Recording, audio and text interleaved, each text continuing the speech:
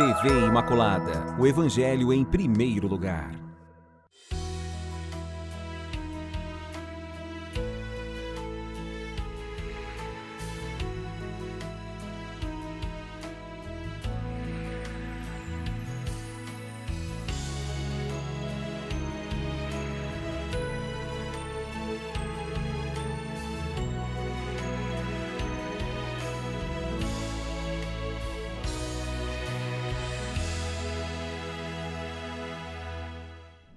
Olá, queridos amigos, estamos todos juntos, iniciando páginas da Bíblia, páginas que nós vamos aprofundar, saborear e descobrir o real sentido. Estamos hoje aqui para esse estudo, contando com a presença do nosso diácono José Carlos, a quem agradeço. Estamos juntos. Com a professora Ieda, a quem também agradeço. Obrigada pelo convite. E contando com vocês, para que a gente possa fazer desse programa algo muito especial. Nós estamos estudando o livro do Êxodo, estamos já bem próximo ao final deste livro, chegando agora, hoje especialmente, vamos iniciar pelo fim do capítulo 24. Nós vamos então ver que Moisés sobe a montanha e vai trazer novos ensinamentos. Então, eu vou fazer uma breve leitura desse trecho, que é do versículo 12 até o versículo 18. Vamos entender o que ele quer dizer e já já entramos no 25. Então vai estar aqui. Yahvé disse a Moisés: sobe a mim na montanha e fica lá. Dar-te-ei tábuas de pedra, a lei e o mandamento, que escrevi para ensinares a eles. Levantou-se Moisés com Josué, seu servidor, e subiram à montanha de Deus. Ele disse aos anciãos: esperai aqui até nossa volta. Tendes convosco Arão e Hur. Quem tiver alguma questão, dirija-se a eles. Depois Moisés subiu a montanha. A nuvem cobriu a montanha. A glória de Yahvé pousou sobre o monte Sinai, e a nuvem o cobriu durante 6 dias. No 7º dia, Yahvé chamou Moisés no meio da nuvem. O aspecto da glória de Yahvé era, aos olhos dos israelitas, como um fogo consumidor no cimo da montanha. Moisés, entrando pelo meio da montanha, da nuvem, subiu a montanha. E Moisés permaneceu na montanha 40 dias e 40 noites. Meninos, essa história aqui lembra alguma coisa bem interessante, né? Que a gente já conhece, né? Não seria uma pré-figuração do que vai acontecer com Jesus nos 40 dias também, onde vai conhecer uma nova realidade, trazer novos ensinamentos? Então, nós estamos então no final do capítulo 24 aqui, né, que vai do 12 até o capítulo 18. É a segunda vez, né, que Moisés ele sobe a montanha, né? Yahvé convoca ele para que ele suba a montanha, né? Por quê? Porque aí já no primeiro versículo, no capítulo 12, aí ele fala, né? O Yahvé fala para Moisés. Por que ele quer que Moisés suba de novo e faça essa experiência, né, de Deus? Porque ele quer que ele vai dar ao povo, né, leis, né, que vão ser escritas em tábuas de pedra. Daqui para frente, aí nós vamos ter uma sequência, então, de instruções de Deus a Moisés e de Moisés ao povo, né, que são a primeira legislação sobre a vida do culto, né, que será escrito em tábuas de pedra. Então, aqui é interessante essas tábuas de pedra, porque aí lembra muito Jeremias 31, que vai falar da nova aliança, né, que essa lei, porque a lei, ela vai ser... a primeira aliança, ela vai renovar, né, a segunda, né? Isso não quer dizer que não vai invalidar a segunda, mas Deus ele vai fazer uma restauração, né, da primeira para a segunda com a vinda de Jesus, né? Jesus ele vai selar a nova aliança que o profeta Jeremias vai falar, né, porque aqui nós estamos falando da primeira aliança, né? A segunda aliança que vai ser a definitiva, que será feita, né, através da selada com a morte de Jesus, né? Oferecido pelo seu sangue para a remissão dos nossos pecados. Então essa será a eterna e definitiva aliança. Aqui nós estamos vendo, igual você falou, uma imagem, né? Os primeiros passos da vida cultual, né, do povo de Israel. Então aqui nós vamos ter uma sequência de leis sobre a vida cultual que vai falar, aí dando sequência no capítulo 27, 25 até o 27, vai falar sobre instruções sobre a construção do santuário, então vai falar sobre a tenda, sobre o véu. Depois, nos capítulos seguintes, ele vai falar, dar instruções também sobre a consagração dos sacerdotes. Ele vai chamar Arão, né, para ser o seu sacerdote, todos os levitas, né, os filhos de Arão também, que vão prestar culto. Então, nosso assunto hoje vai permear sobre tudo isso aí. Então, Moisés, é interessante a gente destacar, né, que esta parte do livro, ela foi elaborada por sacerdotes, né, pela tradição sacerdotal, num período de pós-exílio da Babilônia.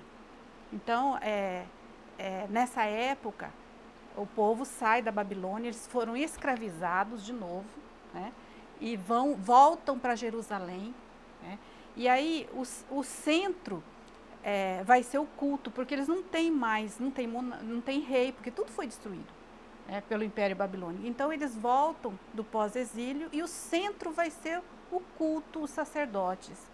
Por quê? Porque eles conservaram muitas tradições, né, foi a única forma assim deles sobreviverem dentro do império, né, de um império opressor. Então a comunidade judaica, ela retorna então do exílio e centra a sua própria vida e a unidade dela, né, no culto em Jerusalém. Pois aí então eles já não tinham mais a política, né, não tinha autonomia, eles tinham que reconstruir tudo de novo. E aí começa então através da tradição sacerdotal, e eles vão escrever, né, esse texto e inserir aqui no Sinai.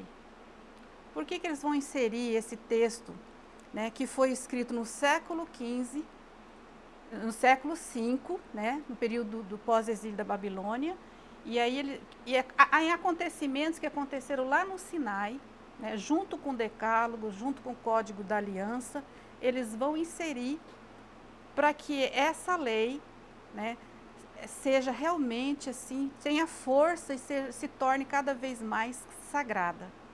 Né? Então o autor tem um autor que ele fala assim, que esse trecho aqui é um trecho que é um convite para nós ao respeito, a respeitar e adorar o Deus único, o Deus libertador. Então por quê? Porque a gente vai percebendo depois, né, através dessas instruções, né, toda a fé, a devoção, né, do povo israelita a Javé, que tudo vai ser construído com maior zelo, né? O sagrado para eles como é que fala? Lembra todas assim, as ofertas, o sacrifício, a construção, eles vão fazer tudo do melhor para Javé, para que Javé habite no meio do seu povo, através da tenda, né? Através da tenda de reuniões, através do culto, através das celebrações dos sumos sacerdotes. Ok, mas eu quero perguntar então ao diácono. Diácono, nós estamos vendo aqui todas umas orientações de como proceder dentro desse templo, desse ambiente sagrado, onde a gente vai ver as orientações de como usar os tecidos, as alfaias, os almofadões, as cortinas, né? A gente pensa que isso tudo dentro de um ambiente santo parece ser coisas dos homens, mas aqui já houve uma orientação quanto a isso, não é? Sim, então assim, antes de reportar já ao capítulo 25, 26, 27, que Ieda já fez um preâmbulo, né? Lembramos que nós estamos finalizando aqui o capítulo 24 e Moisés, ele sobe novamente até o monte sozinho, não é? E aqui está sendo preparado ali o episódio do bezerro de ouro, que vai ser lá na frente, no capítulo 32. Então, aqui está sendo preparado esse episódio do bezerro de ouro, né? E nessa sequência, então Deus vai gravar com o seu próprio dedo nas tábuas de pedra essas orientações, porque ele já havia dado o decálogo, já havia dado os 10 mandamentos, já havia firmado então a aliança com Israel, né? E é muito interessante essa questão das tábuas de pedra dentro da iconografia cristã, né? Dos quadros, das imagens, das esculturas, da arte, né? Cristã. E você havia dito lá no início sobre essa tipologia, essa prefiguração de Moisés que sobe ao monte, né? É interessante que ele sobe ao monte, a nuvem, né, que representa a glória de Deus, vai o cobrir, e a glória do Senhor repousava ali sobre o Sinai. Então lembra Jesus, 40 dias, 40 noites no monte, mas lembra também um pouco da passagem da transfiguração, quando Jesus, Moisés e Elias estão ali no monte, né, da transfiguração, a nuvem também os cobre, e Moisés é essa primeira parte da revelação, né? Moisés, ele representa a lei. Lá na transfiguração está a lei, Moisés, Elias representando os profetas e Jesus, que é a plenitude dessa revelação. Então é muito bonita, né? Essa tipologia que nós vemos aqui no final do capítulo 24, que é essa preparação para o episódio do bezerro de ouro.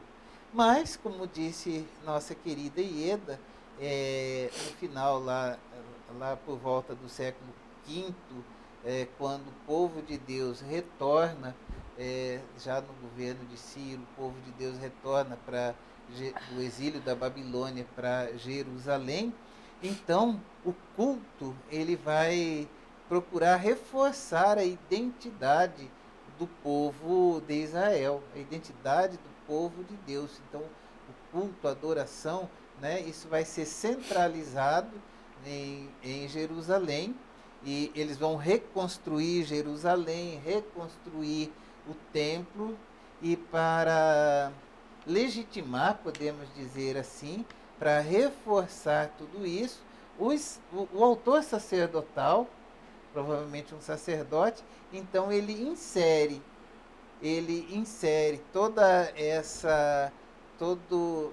essas instruções de Deus a respeito do culto, ele insere aonde? Insere lá na lei, né? Dá a força, o peso da lei para reforçar a fé do povo de Deus que está sendo reconstruída. E nós notamos assim que é muito bonito da parte do autor, né? Porque para Deus tem que ser o melhor.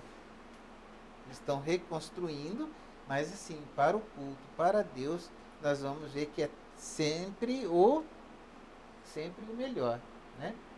E aí, então nós vamos ter todas essas orientações acerca do santuário, né? Acerca da Arca da Aliança, e é muito bonito que tudo isso já prefigura também o culto da igreja, da nova e eterna aliança. Eu prefiro, ao invés de primeiro e segundo testamento, eu prefiro falar o antigo e o novo, porque a aliança que Jesus firma conosco não é uma segunda, mas ela é a nova e eterna, nova e eterna aliança, né? Então, todas essas maravilhas que a gente vê aí do culto, né? Essa beleza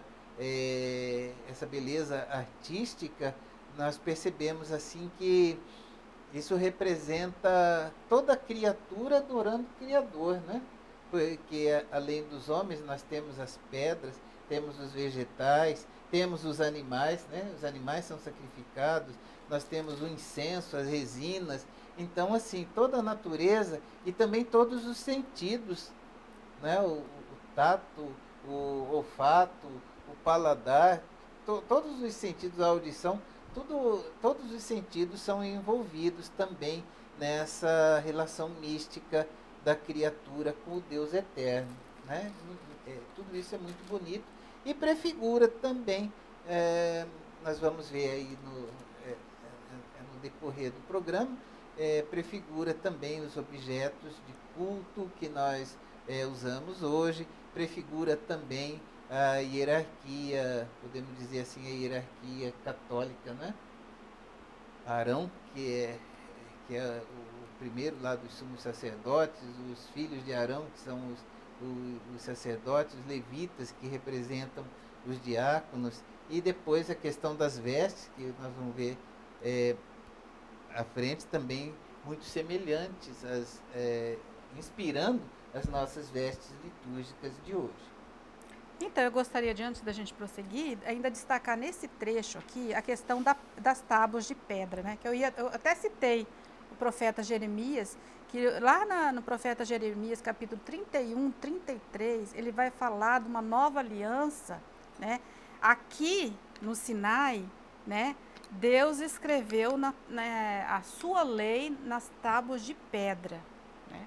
E aí é bonito que no finalzinho aqui ele vai falar que ele escreveu Deus escreveu com seu dedo em tábuas de pedra.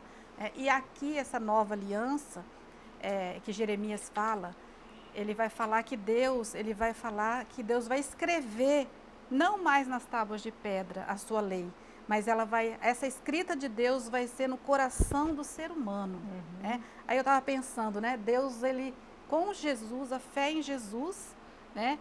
Deus derrama o seu amor no nosso coração, né? E imprime o seu amor no nosso coração com o seu Espírito Santo. Uhum. Então é muito bonita essa presença. Então nós estamos vendo aqui no comecinho, né?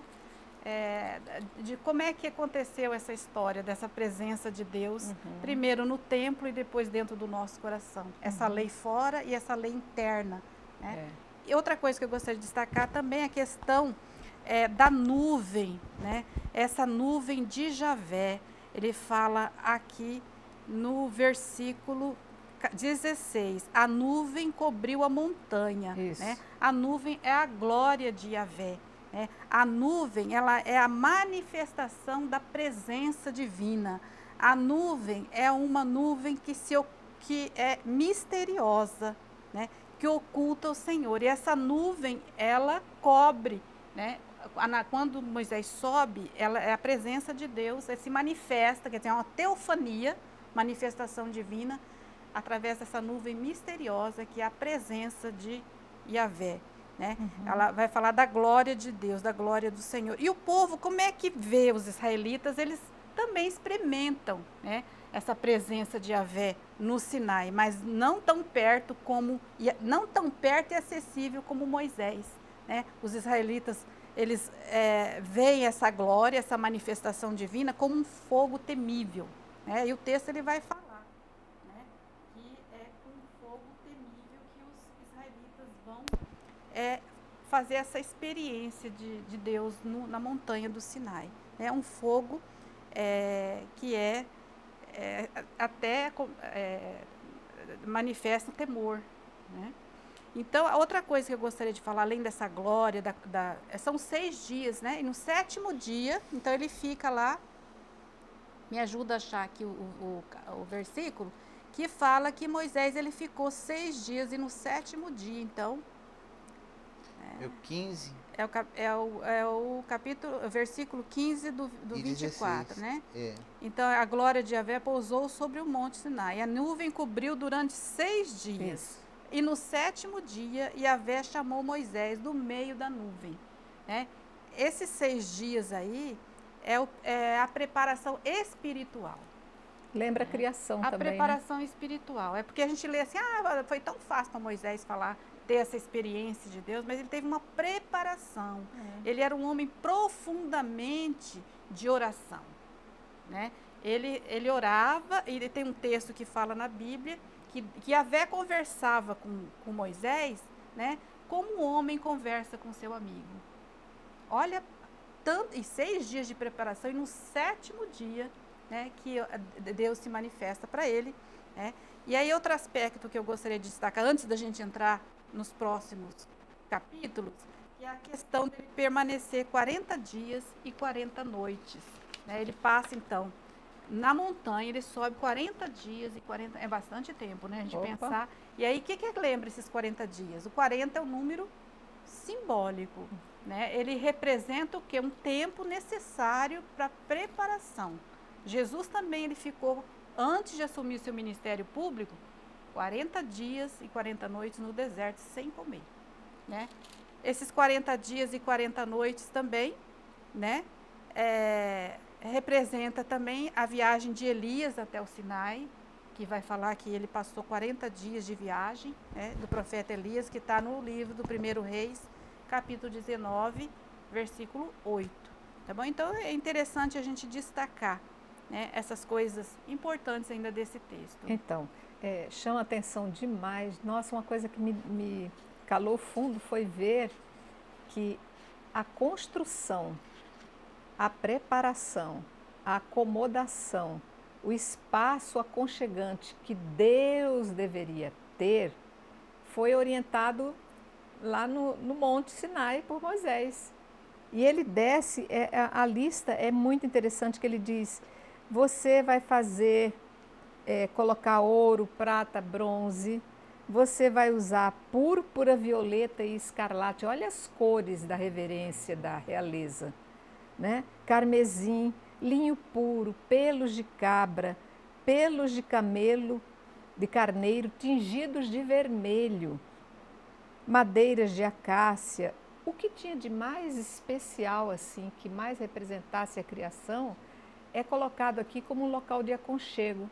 Então, essa contribuição que Deus vai dar através de Moisés para que o povo prepare o seu ambiente onde ele deveria estar, é um ambiente que lembra algo de muito aconchegante, algo de muita proximidade, algo de conforto, o conforto da palavra, da presença, né? Da mensagem que Deus traz para cada um de nós. E a gente vai ver que essa tenda vai se estabelecer até hoje, que dá a ideia da temporalidade da matéria, do humano. Como se nós estivéssemos sempre itinerantes, né? Então, aquela ideia de você olhar para o ambiente sacro, olhar para um presbitério e ver essas peças ali colocadas de uma forma ou de outra, alguns desses sinais, que hoje nós já perdemos muito, né? Vai trazer essa lembrança lá do começo, onde o Senhor começa a habitar entre nós. Mas tem muito mais detalhes do que ele vai colocar aqui de como deve prosseguir essa habitação dele, mas só depois do intervalo. Já voltamos.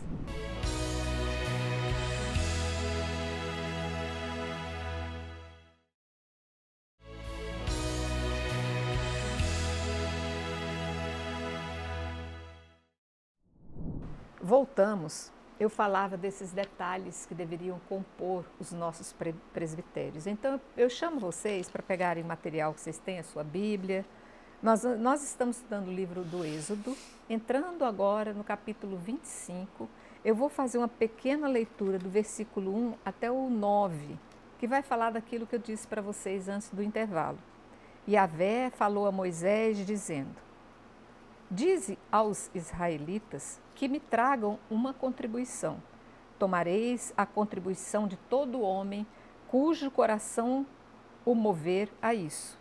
Eis a contribuição que recebereis deles: ouro, prata e bronze, púrpura, violeta e escarlate, carmesim, linho fino e pelo de cabra, peles de carneiro tingidas de vermelho, couro fino e madeira de acácia, azeite para a lâmpada, óleo, aromas para o óleo de unção e para o incenso aromático, pedras de cornalina e pedras de engaste, para o efó e para o éfode e para o peitoral.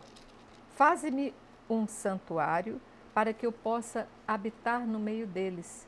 Farás tudo conforme o modelo da habitação e o modelo da sua mobília, que irei te mostrar. Aqui não tem como fugir o que o Senhor queria ver como o local propício para estar com Ele, o conversar com Ele, o orar para ele, né? É isso? É isso, ele pede que o povo, né, leve todos esses objetos e animais e pedras. Então todo o reino mineral, vegetal e animal, né, é doado pelas pessoas, pelo povo de Deus, para essa construção do templo que ele pede que se faça. Lembrando aqui, mais uma vez, a questão da inserção. O autor que está lá no século V insere, ele dá ali um Ctrl+V e insere, né, no texto do século X, que foi feito lá pelo Javista, ele vai inserir, né, colocando todos esses objetos do templo, colocando lá no deserto. E aí então nós percebemos essa adaptação, porque tudo vai ter anéis, né? Porque todos esses objetos eles vão ser transportados junto com a tenda. Então a gente percebe uma ligação, uma semelhança entre o templo lá do futuro e a tenda do povo de Deus no deserto. E tudo que tem lá no templo vai ter na tenda, só que adaptado com anéis, com aquelas argolas para colocar os varais, para o povo poder deslocar na caminhada, né? Uhum. Deslocar também em tempos de guerra. Então a gente percebe essa adaptação, né? Mas essa grande beleza, né? Como dizia Santo Agostinho e Bento XVI também disse, a beleza salvará o mundo. Então a gente já vê muito presente nessa arte, inclusive a gente vê também que não é só os materiais, Deus vai preparar os artistas, né? Vai preparar os artesãos que vão manipular, que vão dar beleza e forma a todos esses objetos de culto. Ali na frente nós vamos ver também que Deus ele coloca essa profissão do artesão, do artista, aquele que, a exemplo de você, trabalha com a arte sacra como um dom, não é uma coisa fria, mas é um dom de Deus para eles trabalharem com beleza os objetos de adoração. Uhum. Seguindo aí, nós vamos ler mais um trechinho mais para frente. Pode ser? Você quer? Que tem muita coisa ainda para a gente dizer. Então vamos aqui, explorar, antes de ir em frente. Né? Primeira coisa, a gente vai perceber sempre que é Yahvé que está falando. Tá. É Yahvé que está dando ordens, né? Que está através de Moisés, então ele vai estabelecendo normas, preceitos, leis, né? Para os israelitas. E Moisés, então, ele é o grande libertador humano, né? O líder natural e ele é legislador também. Então, sempre aí, no capítulo 1 aí do 25, ele fala, ó, Yahvé falou a Moisés. Então, o Moisés, ele está fazendo um papel de intermediário, né? E aí, então, é interessante essa questão da contribuição também, no versículo 2, né? Que pede para que os israelitas contribuam. Então, aqui nós temos, vendo também um tributo, né? Esse tributo não é uma obrigação, né? É uma contribuição voluntária, né? Que os israelitas vão falar, nossa, eles obrigou então a dar tudo que eles tinham. Não, mas quem quis, quem sentiu a vontade, né? Quem quis contribuir com a construção desse santuário, dessa tenda, então ele contribui de forma voluntária. É uma forma que o povo de fé também expressa a sua devoção e a sua generosidade através dessa contribuição. E não foi pouca coisa, né? Depois já foi citado aí que você leu ouro, pratas, né? Outra coisa. É Yahvé que pede para ele construir o santuário. Olha aí no versículo 8. Faze-me um santuário. É a vontade de Deus, né? Está no meio do povo, do seu povo. Então, Por quê? Por que Deus pede para ele construir um santuário? Porque eles estão já saindo do Monte Sinai. Né? O Monte Sinai é o monte de Deus, é a casa de Deus, né? É o lugar sagrado, onde o povo, juntamente com o povo israelita e Moisés, faz a experiência desde o versículo 3 do Êxodo, né? Onde Deus se manifesta na sarça ardente. Então, eles são nômades, eles estão saindo, né, da casa do Egito, da casa da escravidão, e indo para a terra que Deus prometeu. E caminhando pelo deserto, volta de novo a fazer essa experiência. Ficam 2 anos aí no Monte Sinai, né? E agora, como é que Deus vai caminhar com o seu povo? Porque o povo vai continuar a caminhada pelo deserto até chegar à terra prometida. Então, Deus pede para que se construa esse santuário, né? Porque Ele quer permanecer junto com o seu povo, né? Dando força para o povo caminhar, né? Fazendo essa caminhada. Então, é Deus mesmo que quer habitar no nosso meio. Então, Ele fala assim, ó, uma habitação, né? A tenda vai ser a habitação, né? Deus que permanece com o povo. O templo vai ser a casa de Deus. Depois, mais para frente, a gente vai ver. Então, eu queria ressaltar ainda esses detalhes, e se você quiser continuar, que vai falar sobre essa tenda. Tá, então vamos essa parte que vai descrever para nós como deveria ser a tenda e a sua mobília. Vai estar a partir do versículo 10 desse capítulo 25 que nós estamos estudando.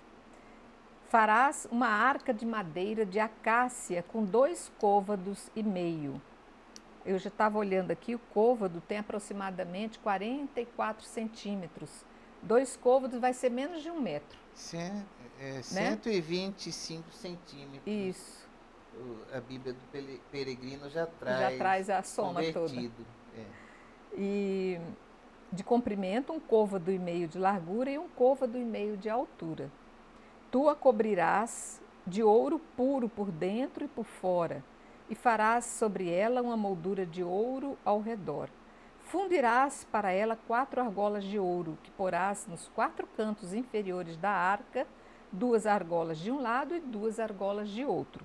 Farás também varais de madeira de acácia e os cobrirás de ouro, e enfiarás os varais nas argolas ao lado da arca, para ser carregada por meio deles.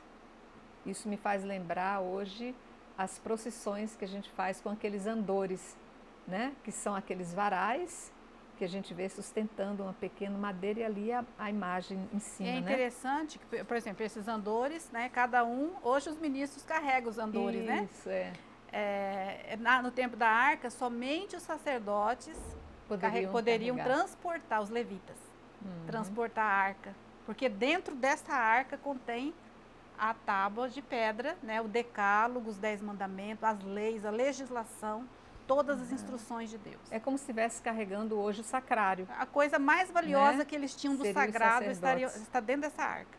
Tá.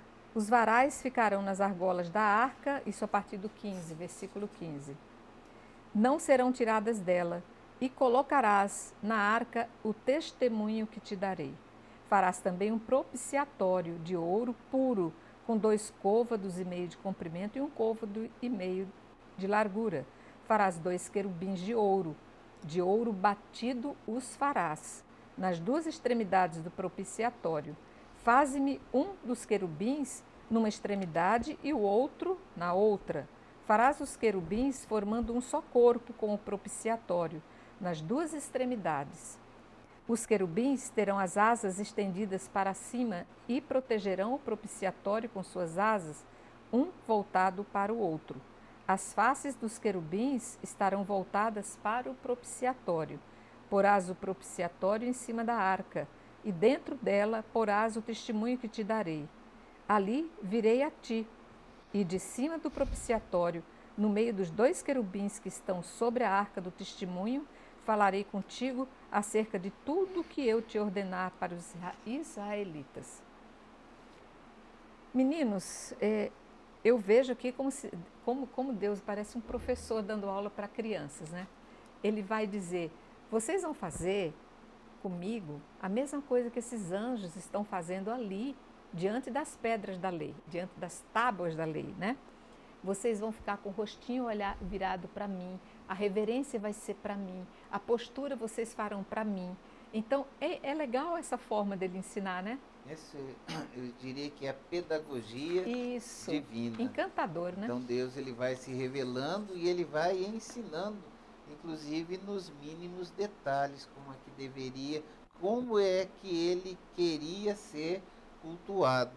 Então, nesse capítulo, nós temos aí essas instruções que Deus vai dar para Moisés, e a primeira instrução é acerca da arca, com todos esses detalhes de ouro, com todos esses detalhes, né, da beleza artística, e dentro era para ser colocado então as tábuas da lei. Então a arca, ela representa ali o local da presença de Deus, que caminha junto com o seu povo.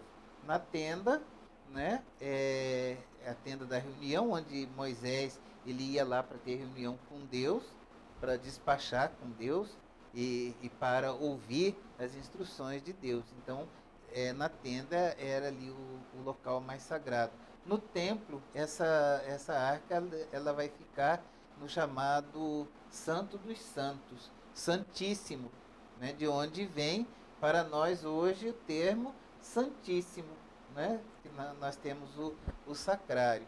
Então, assim, Ieda dizia, a arca não é o sacrário, claro, ela não é o sacrário, a natureza é diferente, mas ela é uma tipologia do sacrário hoje, e é uma tipologia também de Nossa Senhora. É muito interessante, né? Porque aqui a gente lembra que essa Arca da Aliança, já lá no tempo do tribalismo, Israel perdeu uma guerra, e aí os filisteus capturaram a arca, e aí teve problema sério, até de hemorroida entre os filisteus, não é? Que eles acabaram devolvendo a arca, porque eles entenderam que por conta do sacrilégio, então eles devolveram. E aí a arca foi para um local, ficou 3 meses, né, até voltar para o rei Davi, né? E Nossa Senhora, então São Lucas, sobretudo, ele faz esse paralelismo dessa tipologia da arca com Nossa Senhora. Quando o anjo anuncia que ela vai ser mãe do Salvador, ela sobe as montanhas, como a arca subiu as montanhas, né? E ela fica 3 meses na casa de Isabel. Então, assim, Nossa Senhora, ela, até na própria ladainha, ela é a arca da aliança, a arca da nova e eterna aliança. Ela é o primeiro sacrário, né? Então, essa arca ela tem essa tipologia de prefigurar também o nosso sacrário, onde as reservas eucarísticas são colocadas, e é o que tem de mais sagrado para nós, que é a Santa Eucaristia, né? O corpo, sangue, alma, divindade de nosso Senhor Jesus Cristo. Para eles, o mais sagrado era a lei, né? Para nós, o mais sagrado é nosso Senhor Jesus Cristo. Então, muito bonita, né, essa prefiguração que nós temos da arca, aquilo que era mais importante. Mas nós vamos ter daí em seguida também, Deus vai falar sobre a mesa dos pães, né? Vai falar os pães da proposição, o candelabro. Então, eu queria só falar mais uma questão da arca, porque assim, a gente faz meia confusão, né? Porque existe a arca de Noé, e aqui nós estamos falando de uma outra arca. A arca de Noé era um navio, né, que salvou, né, do dilúvio. E que agora guardou aqui, dentro dela também a vida. Então, Nossa Senhora, humana, Maria, né? Ela é considerada essa arca. Que guardou que guarda também o Salvador, dentro dela, que guarda o Salvador, que é Jesus Cristo. E a arca aqui que nós estamos falando, que é a arca da aliança. Que vai guardar também as tábuas. É a arca da aliança. O que é essa arca da aliança? É uma caixa de madeira, um baú revestido de ouro por dentro e por fora, para guardar o que eles tinham de mais valioso, né, que são as leis dadas por Deus no deserto. Essa é importante a gente esclarecer, né? A ideia da arca é aquilo que é que tem dentro de si o precioso. que Não tem de é mais em si valioso. a preciosidade, mas o que ele contém, né? Então, no dilúvio, a arca guardava a espécie humana, né? Em Maria, guardamos aquele que é o Filho de Deus, a preciosidade maior que nós conhecemos.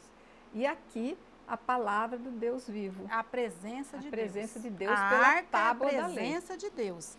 Aí tem outra palavra que é meio complicadinha, que chama propiciatório. Isso. Né? Porque quando a gente lê, a gente fala, mas o que é esse propiciatório, né? Então, esse propiciatório é a tampa da arca. Né? É a tampa da arca, dali onde até o diácono já falou, né? Que Moisés falava com o seu povo, transmitia os oráculos ali da arca, do propiciatório. Né? Nesse propiciatório também, além dele falar os oráculos, né? Era onde se expiavam assim, os pecados com o sangue das vítimas. Que nesse propiciatório também, né? Fazia então essa expiação através do sangue. É um lugar sagrado também, reservado, né, para os oráculos, que ali a arca é a presença de Yahvé, né? É o que eles tinham de mais sagrado, lugar onde Moisés comunicava, falava com o povo, né? E também, além do propiciatório, nesse texto é interessante falar do testemunho que fala aqui, né? O testemunho, o que é esse testemunho? Dentro dela porás o testemunho, que está escrito aqui, né? No 21, porás o propiciatório em cima da arca e dentro dela porás o testemunho que te darei. Né? Então, aí Yahvé fala para Moisés, ali virei a ti, de cima do propiciatório, do meio dos 2 querubins que estão sobre a arca do testemunho. Então, esse testemunho aqui é o decálogo, né? É a lei, né? É a lei. Então, o que tem de mais valioso que a gente falou, o texto, então ele também é chamado aqui, as leis, né? O decálogo, que é os 10 mandamentos, como também tábuas do testemunho. Então, a gente vai ver nesses textos uma outra termo para se falar dessas tábuas da lei. Né? Então, ele é chamado, então, como tábuas do testemunho e também como a arca do testemunho, né? Que dentro dele porás o testemunho, quer dizer, dentro dele porás as tábuas da lei. Tá, então, pelo que eu entendi... Outro ponto também que eu gostaria de colocar Depois eu quero aqui, fazer uma pergunta. É a questão da interpretação do Pentateuco sobre a questão das imagens. Então, existem cristãos que interpretam mal e julgam aos católicos tentando infligir a pecha de que o católico é idólatra pela questão de produzir as santas imagens, né? Então o mandamento de Deus, ele diz que não farás para ti imagem de escultura de ídolos, imagens para serem adoradas, né? Mas nós vemos aqui nesse capítulo 25 que Deus manda fazer imagens. Ele manda fazer a imagem dos 2 querubins e explica como é que ele quer, com as asas levantadas, um olhando para o outro. Então, assim, é bom que a gente entenda, que a gente saiba que nós não podemos fazer imagens para adorar, né? Colocando essas imagens no lugar do Criador, né? Mas aqui no caso dos querubins, nós já temos aí também uma prefiguração da imagem dos nossos santos, que de maneira nenhuma nós os adoramos, né? Mas nós os veneramos porque eles são para nós exemplo de vida. Então nós temos aqui um exemplo bíblico de o próprio Deus, é o próprio Deus quem fala, né, com Moisés, como o Ieda aqui já disse, ele mandando fazer essas imagens de querubins. Né? Então, esses querubins, é interessante a gente... Não é a primeira vez que ele aparece no texto bíblico, aqui no Pentateuco. Ele aparece lá em Gênesis, porque ele é guardião, né, quando o homem peca e ele é expulso do paraíso, né, então Yahvé, ele fecha o portão que dá acesso, né, ao Éden, ao paraíso, e coloca como guardiões da porta da árvore da vida 2 querubins. Nós podemos ver onde aparece a primeira vez os querubins, que são esses querubins, né? A gente fica imaginando, eu imaginava, nem sei, alguém que voava, alguém que... alguma coisa assim. São uma interpretação minha, né? Entre aspas aqui, não é o que a igreja está falando, porque a igreja fala aqui, né? Tem a interpretação dos querubins, que são imagens de animais, né? Eram imagens de animais fantásticos, que cuidavam do recinto. Então, eles são guardiões aqui da arca, né? Esses querubins, eles já existiam na cultura babilônica, né? Então, são gênios, metade homens, metade animais, que viajavam, né? Que viajavam e vigiavam a porta dos templos. Uhum. Então, são guardiões. Uhum. Aqui é o guardião da arca. Eles pegaram essa imagem de lá e trouxeram... Então, eu penso que seriam seres espirituais, assim, né? Que seriam os guardiões angelicais, mesmo, né? Seriam os anjos, seres espirituais, né? Que estão, porque ali representa a presença de Deus, então Deus está sempre, e tem um texto que fala assim, que Yahvé se assenta sobre os querubins, então está acima de todas as potestades, né? Então, por isso que eu quis fazer aquela pergunta aquela hora, porque aqui no 21, no versículo 21, vai dizer que isso que você falou, porás o propiciatório em cima da arca e dentro dela porás o testemunho e te darei. Ali virei a ti e de cima do propiciatório, do meio dos querubins, falarei contigo. Então, na verdade, nós estando falando no sacrário, revestido de ouro por fora e por dentro, onde contém o corpo vivo de Jesus, que foi consagrado numa celebração eucarística, nós estamos fazendo a mesma reverência que ele pediu que aqueles homens nômades, que ainda não entendiam o que era a presença divina, fizessem quando estivesse diante daquela situação, daqueles representantes que iriam trazer a sua palavra viva. É a primeira experiência da divindade no meio do homem, penso eu, não é? Nós já tivemos outras experiências através das teofanias, né? Sim, lá atrás, né? Sim. Mas eu digo assim, de forma concreta, que uma representação pode ser tangível, pode ser tocada, pode ser vista, pode ser guardada, pode ser protegida. O próprio Deus fala que ele estaria ali no meio, sob o propiciatório, aquela placa, né? A tampa, ele estaria ali entre os dois querubins para falar com Moisés. Ali ele estabelece exatamente a sua figura, a sua presença divina entre aqueles que acreditam nele. E hoje, no sacrário, nós cremos na presença substancial, né, de Deus, o próprio Cristo, corpo, sangue, alma e divindade. Então, hoje a nossa arca seria o próprio corpo e sangue de Cristo. Exato. Né? Que é o que a gente tem de mais sagrado, né? Muito bem, temos muito ainda o que entender sobre isso, por isso que eu convido vocês a estarem conosco no nosso próximo programa, não percam, isso são coisas que são, olha, impagáveis, porque infelizmente a nossa catequese não chega a essas explicações e nós ficamos muitas vezes sem entender o porquê de tanta simbologia que a igreja encerra, né? Eu quero agradecer aos nossos mestres que hoje com esse texto maravilhoso contribuíram para que a gente pudesse fazer mais ainda um passo para o crescimento da nossa fé. Muito obrigada, Diácono José Carlos. Muito obrigada, professora Ieda. Agradeço a cada um de vocês e estejamos juntos no próximo programa. Salve Maria Imaculada. Salve Maria Imaculada.